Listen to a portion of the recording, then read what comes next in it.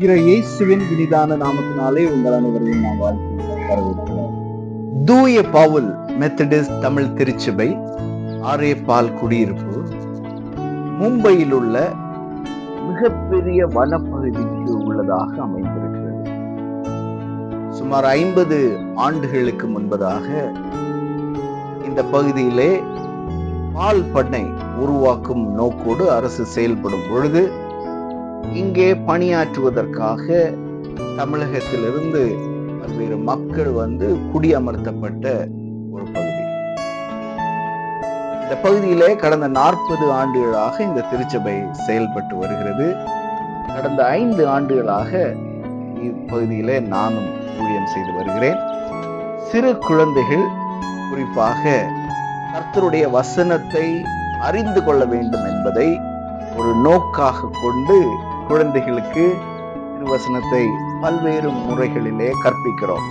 அதிலே முதன்மையாக குழந்தைகள் வசனங்களை மனனம் செய்யும்படியாக ஒரு முயற்சி எடுத்து சங்கீத புத்தகங்களை குழந்தைகள் பகுதியாக கற்றுக்கொள்ள உதவி செய்தோம். இந்த ஆண்டு குழந்தைகள் நீதிமொழிகளை கற்றுக்கொள்வதற்கான ஒரு முயற்சிகளை நாங்கள் முன்னெடுத்தோம்.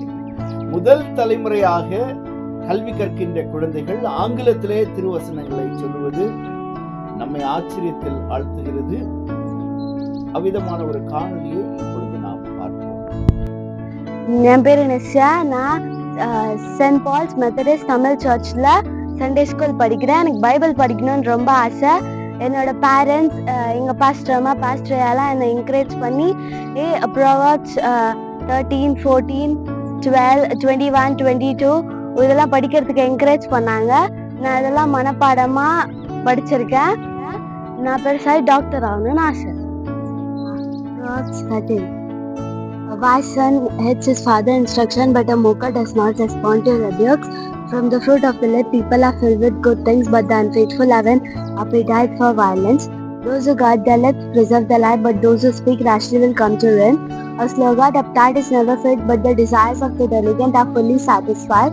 The righteous hate what is false, but the wicked make themselves a stench and bring shame on themselves. Else the righteous guard the person of integrity, but the wickedness overthrows the sinner. Or one person pretends to be rich, it has nothing. Another pretends to be poor, it has great wealth. Person riches may ransom their life, but the poor cannot respond to threatening rebukes. From the a light of the righteous shines brightly, but the lamp of the wicked is snuffed out. Where there is strife, there is pride, but wisdom is found in those who take advice. Money dwindles away, but whoever gathers money little by little make it grow. Hope deferred make the heart sick, but a longing fulfilled is a tree of life. Whoever scorns instruction waiting for it, but whoever respect the command is rewarded. A teaching of the wise is a fountain of life, turning a person from a snares of death. Good judgment wins favor, but the way of the unfaithful leads to destruction. All who are prudent act with knowledge, but fool expose their folly.